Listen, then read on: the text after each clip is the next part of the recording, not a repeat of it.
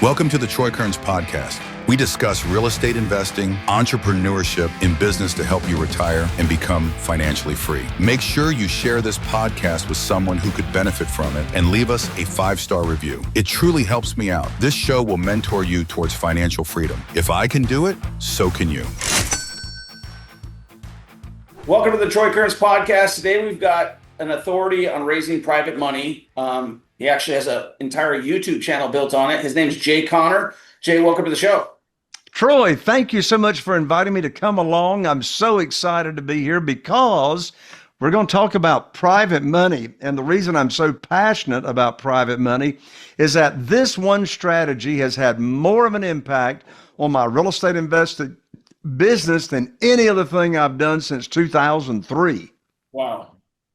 So tell me, one of the things I coach a lot of people and a lot of guys, it's either you got it figured out or you don't. And why do you think so many people don't have it figured out when it comes to raising private money? And what has made you kind of go full tilt into this, Jay? Well, my answer and my opinion on that, the reason real estate investors shy away from raising private money is because, first of all, they're not using the mindset that I have. People ask me all the time, they say, Jay, what's the first thing I need to do to start raising private money? And I say, you need to own the real estate between your ears. And what I mean by that is we got to have a 180-degree shift in thinking about the traditional way to raise money or to get money and funding for your real estate deals. The traditional way, and the only way that 99.9% of real estate investors think about getting funding for their deals, is they think they have to apply for a mortgage. They think they have to abide by the rules of the lender. The old thinking, traditional thinking is he or she who has the money makes the rules. They think they got to have their credit score pulled and all that kind of stuff. And all of that, the opposite is true. You know what's interesting, Troy? I got 47 private lenders right now that are funding my real estate deals. And you know what? Not one of them, not one of my private lenders ever heard of private money or private lending or self-directed IRAs and how they can use retirement funds to earn either tax-deferred or tax-free interest that I pay them. None of them ever heard about it until I put on my teacher hat. And my teacher hat says private money teacher. None of them ever heard about it. And so the reason, back to your question, the reason real estate investors that have heard of private money, and by the way, when I say private money, I'm not talking about hard money. I'm not talking about any kind of institutional money, because hard money is typically an institution, a brokerage that has gone out and raised money from investors to invest in their fund, and then they turn around and loan that to us real estate investors. That's not this world we're talking about. I'm talking about doing business, borrowing money from ordinary people, just like you and me, that loan us real estate investors money, either from their investment capital and or their retirement funds. So the reason real estate investors that even know what private money is and getting money from individuals, from ordinary people, the reason those people shy away from it is because they think they've got to ask. They think they've got to pitch deals. They have a fear of rejection. How can you be rejected if you're never asking anybody for anything? So I get the question all the time, Jay, how in the world have you got $8.5 million that you use from project to project to project on, different single family houses? How do you get all that funding and you never ask for money? Here's the answer. Here's the secret. We separate the conversation. First of all, you got to have the right attitude. I'm leading with a servant's heart. I'm sharing this opportunity of being a private lender with ordinary people that's never heard of it. And I'm teaching them the opportunity. I'm teaching them the interest rate that I will pay. I'm teaching them the maximum loan to after repaired value. In other words, I am my own underwriter. You as the borrower, you're your own underwriter. You make the rules. You set the terms. So we teach the opportunity with not having any deal attached to that initial exposure, teaching, having a conversation. Here's a writer downer, Troy. Desperation has got a smell to it. And the worst time to be raising private money for funding for a real estate deal is when you need it for a deal, right? Yeah. So, I mean, Troy, I'm going to take a little risk. I'm going to step out here on a branch. I'm going to ask you a question. Sure. Here's the question. Have you ever heard the guru on stage, the real estate guru on stage, say something like this? Oh, just get the deal under contract. The money will show up. You ever heard that? I think everybody says that, right? Or they'll say, oh, just get the deal under contract. Money finds good deals. That's the most stupid thing I ever heard in my life. Where's the money going to come from? Is it going to like rain out of clouds, right? So I think that's the smartest thing I've heard someone say. You know, I probably have used that term myself, just because you know that you should always find a good deal, and then you can always unload it as a wholesale deal, but you're not going to be able to raise capital last minute. I totally agree with you there. Yeah. I mean, if you're a wholesaler and you've got a list of buyers, you've already raised the money for that business model. Right. You already know where the money's coming from for that wholesaling business model. So if you want to stay in a deal, it's the same thing. You get the money lined up first. I mean, if anybody's a smart wholesaler and they got good training, they were taught build your buyer's list first, right? Common sense, right? Back to the answer. First, we teach, you get the money lined up. There's always going to be deals, always going to be deals. And then how do you get your deal funded without asking for money? How do you get your deal funded without pitching a deal? You know what, Troy? Since February 2009, when I started using private money, I've never pitched a deal. Troy, I'm so excited. I want to share with you and your audience right now my exact script that I get my deal funded 100% of the time when I have a deal for funding. So, Troy, let's do just a little hypothetical assuming and set this up. And people will understand once I do this. So, first of all, Troy, let's assume that you and I have been friends for a while and we know each other and we've got the trust factor. Let's assume we go to church just to really bring it home, all right?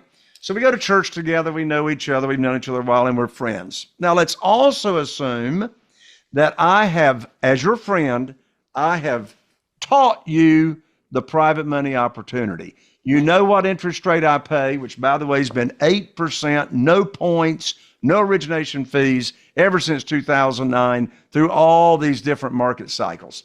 So you know the program, you know the frequency of payments, you know how I'm going to protect you, you know I'm going to name you as the mortgagee on the insurance policy and all those layers of protection. You already know all that stuff. Now, let's also hypothetically assume that you told me in our conversation when I was exposing you to this, let's hypothetically assume that you worked for a previous employer and you still got a 401k there with that employer, that plan administrator. Let's assume it's in the stock market and you don't like it. You don't like the volatility of that, and you would really like, set rates of return, like putting money in a CD in a local bank. Let's also assume that I have introduced you to the self-directed IRA company that I recommend, and let's assume you've moved that $150,000 over to the self-directed IRA company at my recommendation, and now you are waiting for me to call you because I told you I would put your money to work for you just as soon as possible. So that's the setup. Here comes the phone call. I call this the good news phone call. Here's the script. I call up, you answer the phone, we have a little chit chat, and here's exactly what I say. Troy, I've got great news for you. I can now put your money to work. I've got a house under contract in Newport, North Carolina, with an after-repaired value of $200,000. Now, the funding required for the deal is $150,000. That matches up to what you've got at the self-directed IRA company. Now, the closing on this deal is going to be next Friday. You'll need to have your funds wired to my real estate attorney's trust account by next Thursday. I'm going to have my real estate attorney email you the wiring instructions. That's the end of the conversation. The most stupid thing I could do is ask Troy, do you want to fund the deal? Of course Troy wants to fund the deal for 3 big reasons why Troy wants to fund my deal. Number one, he trusted me to move his money over to the self-directed IRA company that he never even heard of until I taught him about it and exposed it to him. The second reason Troy wants to fund my deal is because he knows I'm not going to bring a deal for him to fund that doesn't meet the criteria of the underwriting that I already taught him. Did you hear the numbers? I told Troy the after repaired value was $200,000. I also told him the funding required for the deal is $150,000. Well, that's 75% of the after repaired value. He already knows that criteria. Notice parenthetically, I did not say 75% of the purchase price. I said 75% of the after repaired value. Troy knows I'm going to bring home a big check at closing, at purchase, every time I buy. Who wants to get paid to buy houses? The third reason Troy wants to fund my deal is because he's not making any money until I put his money to work. I promised him I would. So I'm ethically obligated to invest Troy's money in my deals. Jay, you're smooth. I mean, I'm just going to say it like that. I mean, you are very, very smooth. I feel like you're almost like a preacher slash businessman slash, I mean, you just have a really, really good delivery. Now, prior to 2009 and you starting to do this, what got you into this game? Because well, what I just heard there, and I know most people probably won't know, but you did the assumptive close. You didn't say, hey, the ABC, do you want to give me X or Y? You said, let's get it to work. So I think that the other thing that you might be leaving out is you got to be smooth, because you basically directed them. You gave them what they needed to do. By the way, which IRA company, self-directed IRA company do you like? Yeah, currently, and I have been for 7 years now, I use Inspira. Inspira recently acquired the assets of Quest Trust, and I was with them for many years. And I've had the same rep, Colin, has been taking care of my deals. In fact, he speaks at all of my live events. But I get my deals funded in 7 days from the time the paperwork starts using Inspira. Got it. And what did you do prior to you investing in real estate? Because, I mean, I would guess that you were a preacher. I mean, just the way you talk. That's like he's smooth. Well, I do go to church 3 times a week, and I have been known to fill in the pulpit every now and then. But anyway. That's good. You're natural. So from 2003, when I started investing in single-family houses. Now, by the way, private money is for all assets of real estate. Single-family houses, apartments, self-storage, land, commercial buildings. It all just comes down to how you structure the deal. Now, all the deals that I do with single-family houses, the SEC does not regulate what we do in this world of private money, and here's why. I'm not raising money for a fund. If you're going to raise money for a fund, then that's not asset-backed debt. Right. That's where the SEC comes in and regulates what you can do, who you can borrow from, who you can't borrow from, and all that kind of stuff.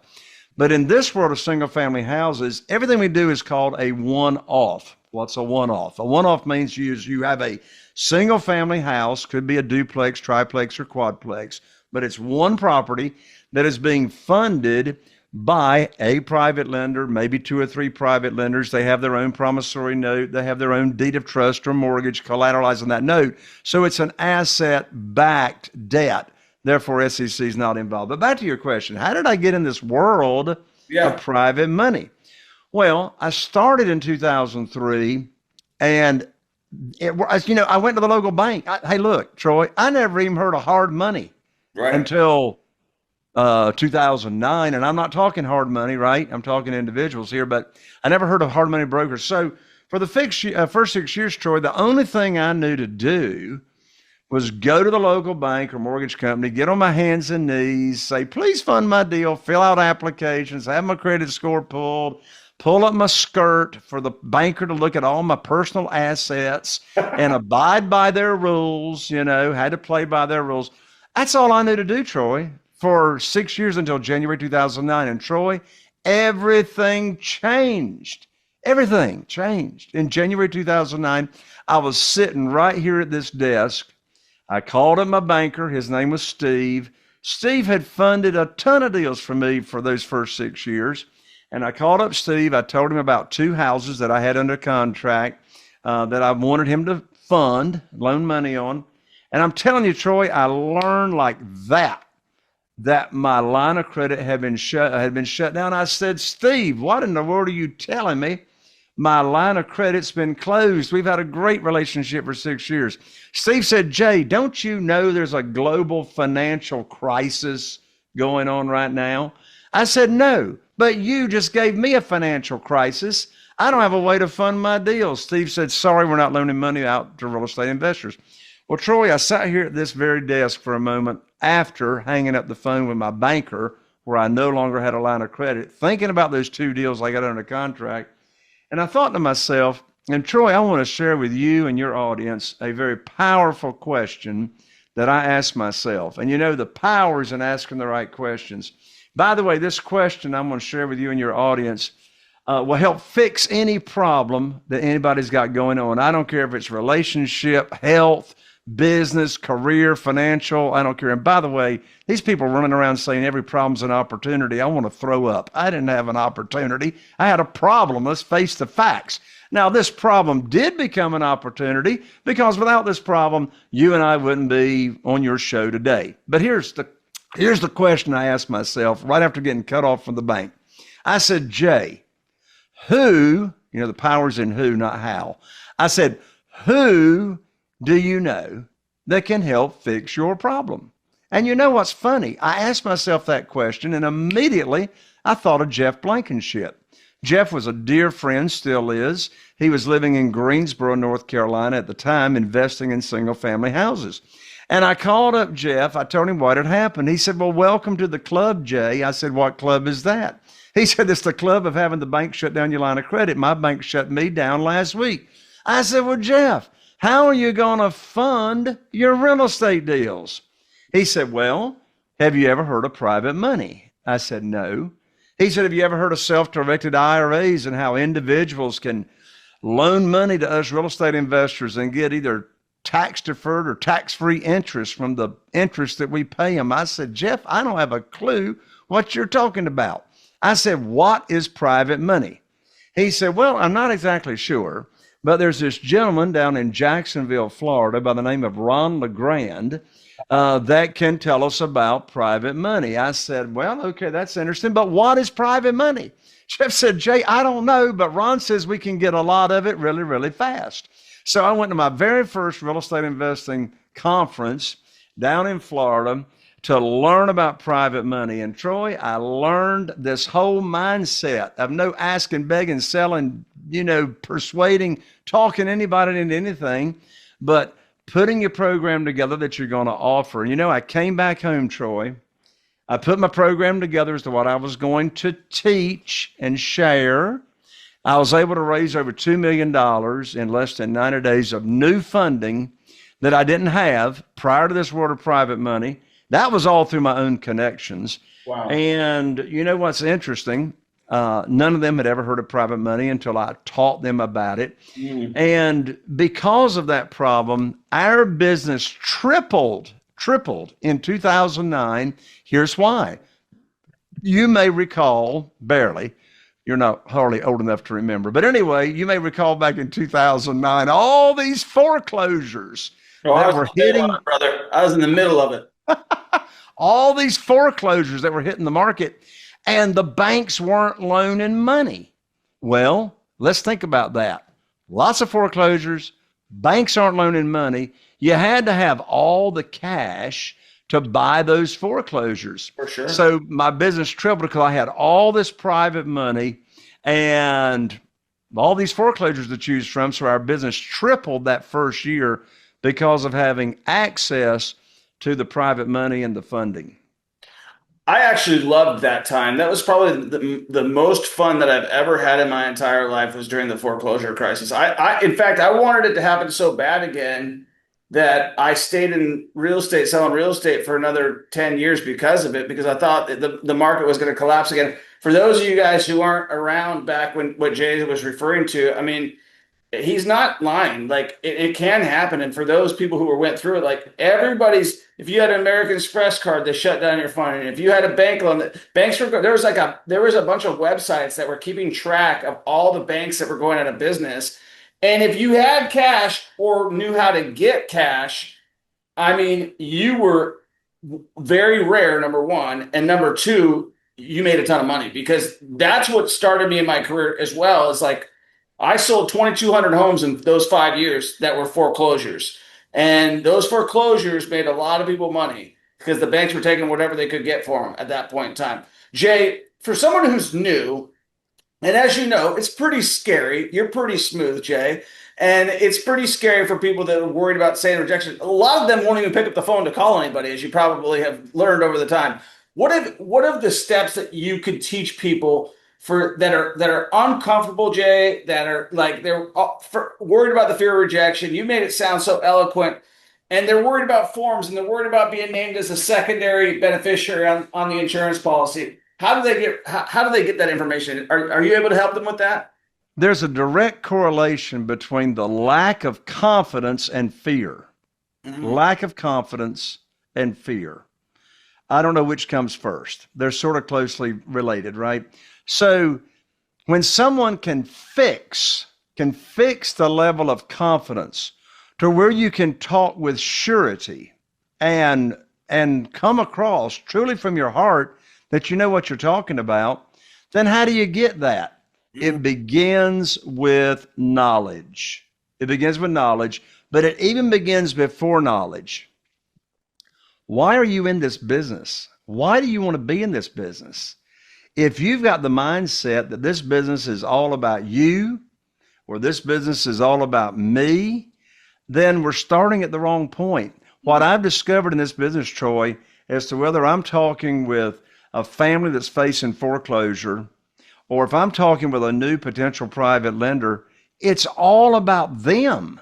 Yeah. It's all about me serving them and bringing them a solution to their problem. All 47 lenders, my private lenders, had a problem. They were not happy with the stupid returns getting at the local bank, right? Mm-hmm. So I came along with a way to fix that problem for them. So how do we up the confidence level? Knowledge. How do you get the knowledge? Well, hey, look, you've been hearing me talk about teaching people this opportunity and having my teacher hat on. Yeah. Well, you got to know what you're going to teach, right? Like, what in the world are you going to teach?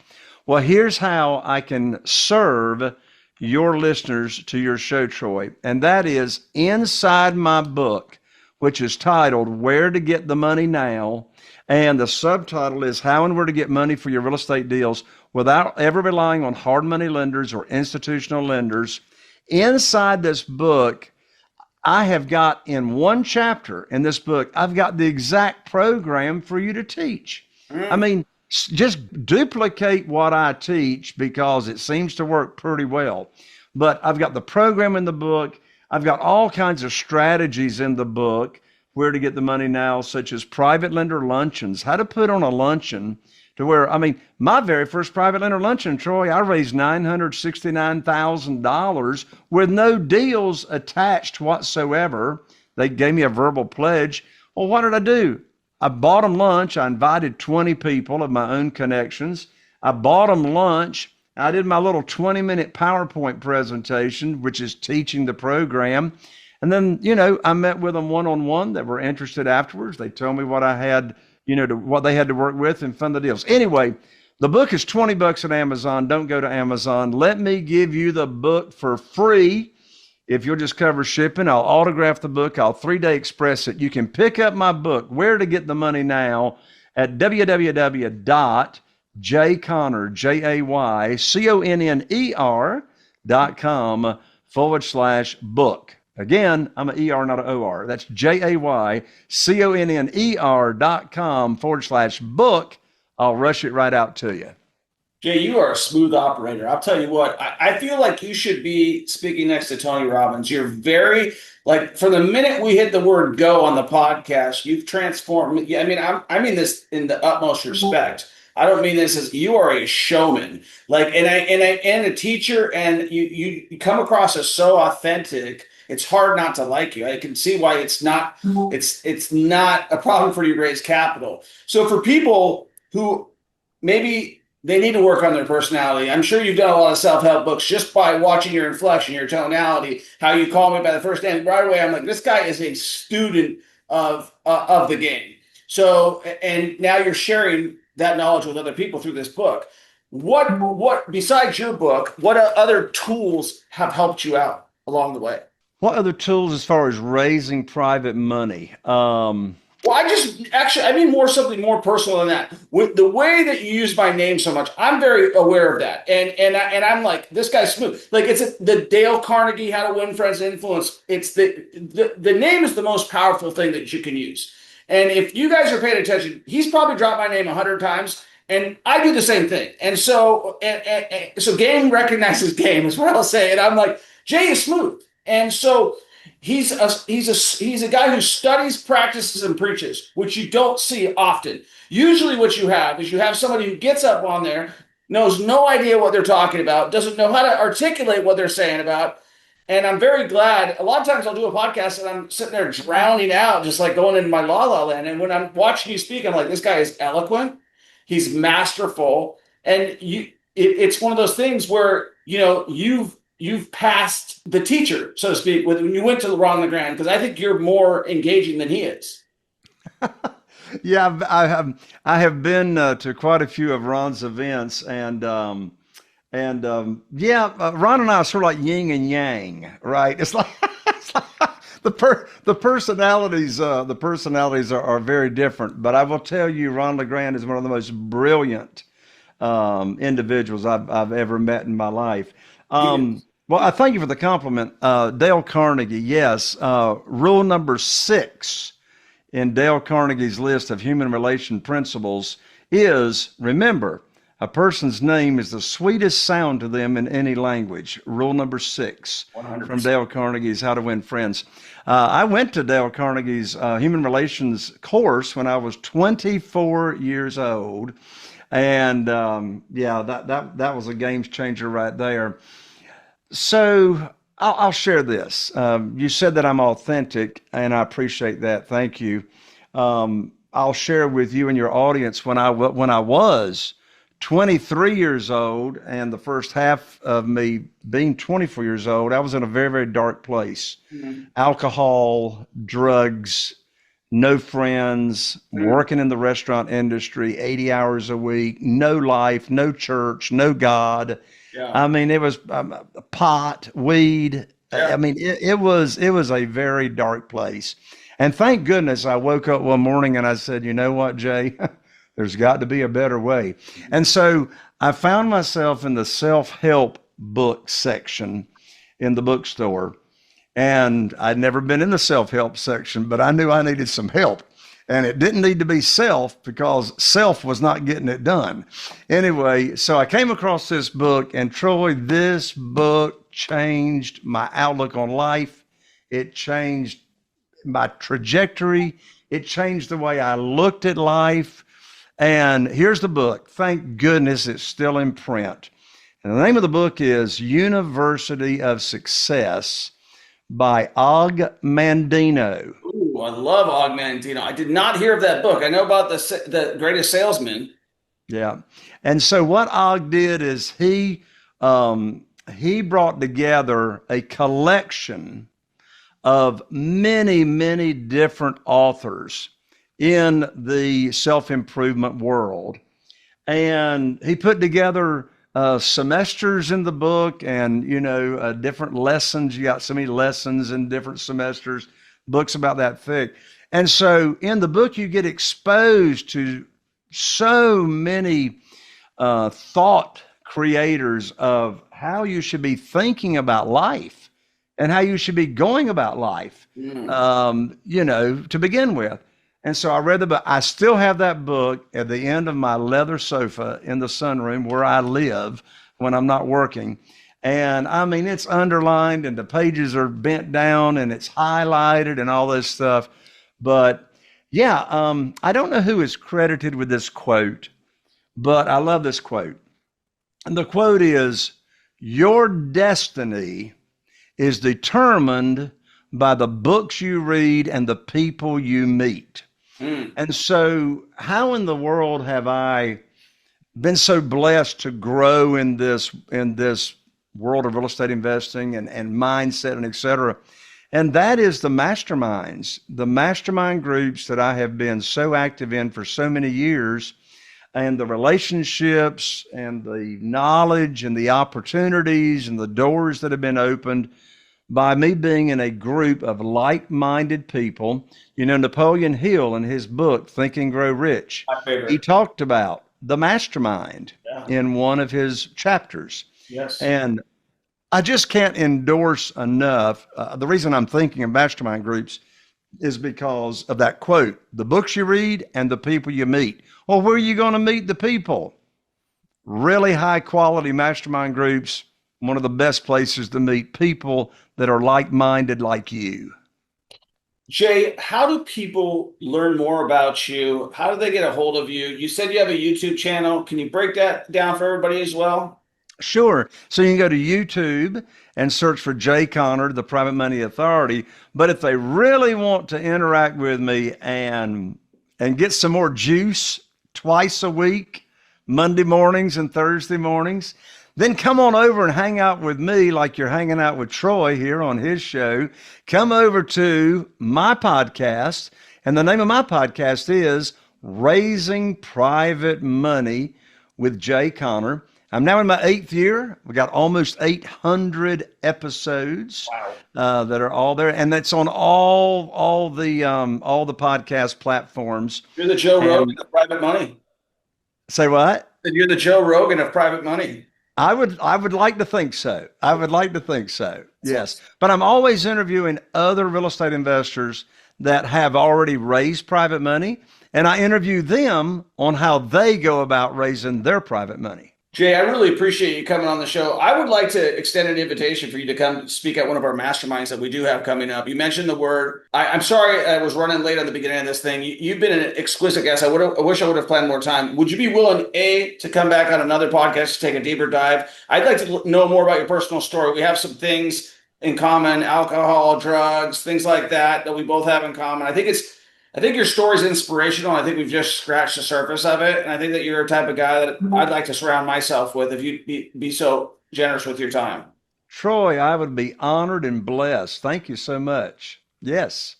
Guys, make sure that you follow what Jay Conner is talking about. I'm telling you, he has got I talk to a lot of guys who are BS artists. I talk to people all over the country. This guy is genuine. He's continuing to reinvent himself. I didn't ask him how old he was, but based on the fact that we've both been in the career for a while and that he's on a podcast and I'm on a podcast, it means he is adapting and changing and learning. And this is somebody that you want to pay attention to. Make sure you hit the subscribe button. Make sure you give Jay a 5-star review. Jay, I appreciate you coming on the show. Thank you so much, Troy. God bless you.